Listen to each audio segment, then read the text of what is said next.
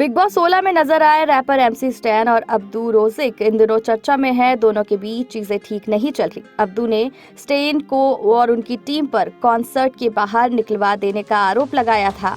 इतना ही नहीं, अब्दू ने यह भी दावा किया कि स्टैन उनका फोन तक नहीं उठाते। दोनों की इस लड़ाई ने इंटरनेट पर तहलका मचा दिया। इन सब के बीच अब्दू रोजिक और एमसी स्टैन की लड़ाई पर कई सेलेब्स ने रिएक्शन भी दिए। आइए आपको बताते हैं कि किसने क्या कहा है। मंडली खत्म नहीं होगी, शिव ठाकरे। अब्दू रोजिक और एमसी स्टैन के विवाद पर सबसे पहले शिव ठाकरे का बयान आया था। शिव ने कई बार कहा कि दोनों के बीच छोटी मोटी अनबन है, लेकिन हम मंडली के लोग साथ हैं और कभी अलग नहीं होंगे। दोस्तों में लड़ाई होती रहती है। सुंबुल तौकीर खान। बिग बॉस 16 में बनी मंडली का हिस्सा सुंबुल तौकीर खान भी रही। सुंबुल ने अपने दोनों दोस्तों के विवाद पर कहा कि स्टैन और अब्दू एक दूसरे से प्यार करते हैं। दोनों के बीच थोड़ी लड़ाई है, लेकिन सब कुछ ठीक हो जाएगा। लड़ाइयाँ दोस्तों में होती रहती है।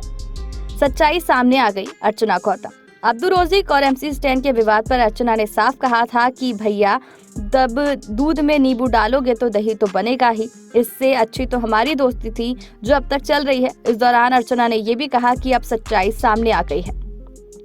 दूसरे के घर के बारे में क्यों बोलूं? प्रियंका चाहत चौधरी भी इस मुद्दे पर अपना रिएक्शन दे चुकी हैं, लेकिन एक्ट्रेस ने कहा कि मैं दूसरों के घर के बारे में क्यों बोलूं। अब उनकी लड़ाई हो रही है, कल उनकी आपस में सहमति भी हो जाएगी, इसलिए ये सब उनकी बातें हैं, वही जाने। शालीन भानोट ने कही थी ये बात। बिग बॉस 16 के कंटेस्टेंट रही शालीन भानोट ने कहा कि उन्हें कुछ नहीं पता।